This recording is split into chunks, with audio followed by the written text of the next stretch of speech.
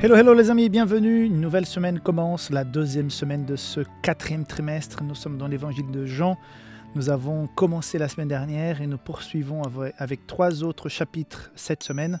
Et j'espère avant tout que tu sois bien, que tu sois en paix avec ton Dieu, que tu sois en paix avec ta famille, les proches et les gens avec qui tu vis, tu travailles, tu étudies. Que la paix du Seigneur puisse être sur toi. J'espère que tu aies passé un très très bon sabbat en famille ou bien à l'église. Mais voilà, que Dieu puisse être au centre de ta vie, que tu puisses avoir un sens à ton existence parce qu'il y a un avenir merveilleux qui nous attend grâce à l'espérance de retour de Jésus. Ce Jésus qui est donc représenté dans l'évangile de Jean que nous étudions dans ce nouveau trimestre. Avant de parler de cela et de rentrer dans les sujets généraux de la leçon du sabbat après-midi, je voudrais donc vous dire que nous sommes là pour vous soutenir dans la prière. Nous recevons de plus en plus de demandes de prière, d'intercession. Donc n'hésite pas à nous contacter via le lien en bas de cette vidéo où c'est écrit demande de prière. Il y a un formulaire très simple à remplir où tu peux ou pas mettre ton prénom pour qu'on puisse envoyer donc cette demande à notre équipe d'intercesseurs. J'ai une collègue qui s'occupe chaque semaine. Nous avons la même chose en 4 langues. Donc, ma collègue reçoit les demandes dans les 4 langues et envoie dans les 4 groupes de prière, d'intercession pour que les personnes de ces 4 langues différentes, à savoir que Saint-Félix a sa chaîne en français, mais aussi en anglais, espagnol, portugais. Et nous avons un pasteur pour chaque langue qui présente l'école de sabbat. Précédemment, je présentais portugais, espagnol et français. Maintenant, je ne présente qu'en français. On a trouvé un autre pasteur pour le faire en portugais parce que ça fait beaucoup d'en faire plus d'une langue. Et donc, j'ai une collègue qui répond aux commentaires, qui est attentive donc, aux demandes de prière. Voilà, Saint-Félix essaye de faire un maximum pour, non seulement pour vendre des livres, mais pour vous accompagner, t'accompagner en particulier. Et j'espère que cela puisse te faire du bien. Donc, si tu es prêt, passons à cette leçon du sabbat après-midi. Donc, la leçon de cette semaine a comme titre « Signe de sa divinité ». Nous allons aborder 3 événements dans le ministère de Jésus. Le premier, c'est un événement où Jésus montre son pouvoir, sa capacité d'être autant en relation de confiance avec son Père, au point de multiplier le pain, la nourriture. Et donc, nous allons avoir dimanche et lundi qui va aborder ce sujet-là. Après, ensuite, mardi, mercredi, nous allons parler d'un des chapitres que je pense sont un peu les plus drôles des évangiles. C'est Jean chapitre 9, où Jésus va guérir quelqu'un de sa cécité depuis la naissance. Cette personne est aveugle. Et Jésus va guérir cette personne.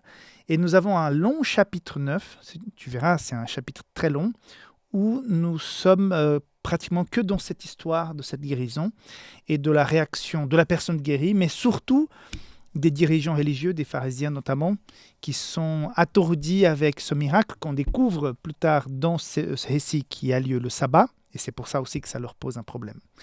Et on va finir cette semaine seulement la leçon du jeudi, où nous parlons de la résurrection de Lazare, chapitre 11. Donc, chapitre 6, chapitre 9 et chapitre 11. Donc, multiplication des pains, guérison d'un aveugle, et puis résurrection de Lazare. Alors, réfléchis avec moi. On a quelqu'un qui surgit, on est entre guillemets au début du ministère de Jésus. On a quelqu'un qui a multiplié le pain, donc ça veut dire plus jamais de soucis avec la nourriture. Hein? Essaye de réfléchir à ces gens qui sont là, qui côtoient Jésus et qui voient que cet homme est capable de prier et faire en sorte que des pains et des poissons se multiplient, à en ramasser des restes après. 12, c'est un chiffre intéressant aussi. Okay?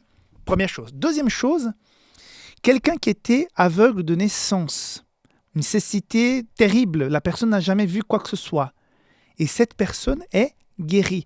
Imagine-toi que toutes les personnes qui sont à moitié valides, ou pas du tout valides, seront tout à coup valides pour la guerre, pour le travail, pour la vie en général, Parce que nous avons cette personne, ce nouveau leader qui surgit, qui a la possibilité de guérir toutes sortes de maladies. Hein? Et le must, c'est que cette personne, ce prédicateur, ce nouveau prédicateur, il est même capable de ressusciter quelqu'un de la mort. Imagine-toi, quelqu'un qui multiplie la nourriture, qui guérit tous les maux et toutes les maladies, et va jusqu'au point de ressusciter. Alors imagine, tu pars en guerre, tu perds 100 soldats, t'inquiète pas. En fin de soirée, ce leader, il va ressusciter les 100 soldats morts pour qu'ils puissent recombattre, on peut dire ça recombattre, je ne sais pas, mais qu'ils peuvent combattre à nouveau le lendemain. Donc si la personne a une vision tout à fait terrestre, elle va se dire, mais nos problèmes sont réglés. Nous allons bâtir une nation puissante puisque on est invincible. On n'aura plus jamais faim, on peut nous siéger, aucun souci. On n'aura pas de problème de nourriture. On peut être blessé, pas de souci, il va guérir toutes les blessures. On peut même en mourir dans la guerre.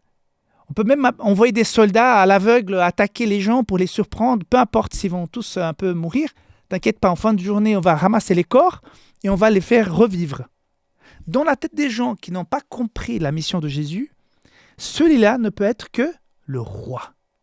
Et c'est ça qu'on va constater, surtout dans le miracle lié à la multiplication des pains, que les gens sont tellement étonnés qu'ils vont dire non, non, non, il faut qu'il soit notre roi. Jésus est venu pour sauver l'humanité du péché. Il n'est pas venu pour être le roi d'une nation. Ce n'est pas ça qui l'intéressait.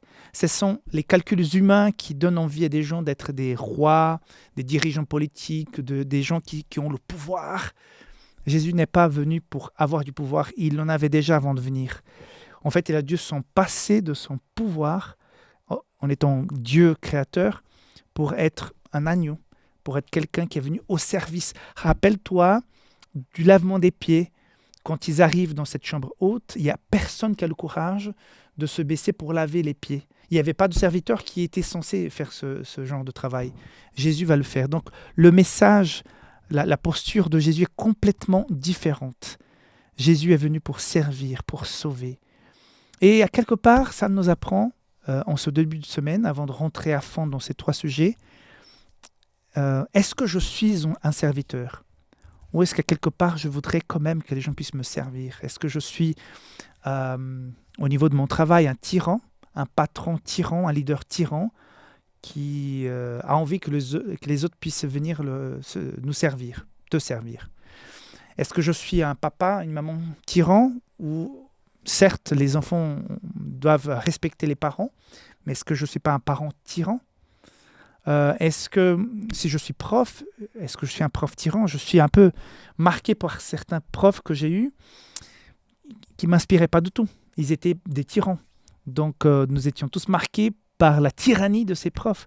Donc, est-ce que, en tant que chrétien à l'Église, est-ce que tu es un ancien, un diacre tyran, un leader tyran dans l'Église qui veut par la force, par l'autorité, le pouvoir soumettre tous les autres ? Voilà, Jésus n'était pas tyran. Jésus n'était pas à la recherche du pouvoir pour montrer comment il était fort. Il était venu pour servir. Et il va donc choquer plus d'un avec ces 3 moments dans l'évangile de Jean où on voit un Jésus qui va multiplier pour donner à manger aux gens qui ont faim. Un Jésus qui va guérir quelqu'un qui n'a jamais vu de sa vie. Quelque chose d'incroyable. Il est complètement dépassé par cette merveilleuse nouvelle qu'il n'a jamais pensé de sa vie qu'il allait pouvoir un jour voir. Et tout à coup, l'un des meilleurs amis de Jésus, il avait des amis proches, est décédé. Tout le monde était déçu de Jésus parce que comme c'était son ami, tout le monde pensait que Jésus allait venir pour le guérir et tout ça. Et Jésus n'est pas venu. Et finalement, Jésus annonce que voilà, c'est pour que les gens puissent comprendre un peu de sa mission et ce qu'il est venu faire, que Lazare est décédé.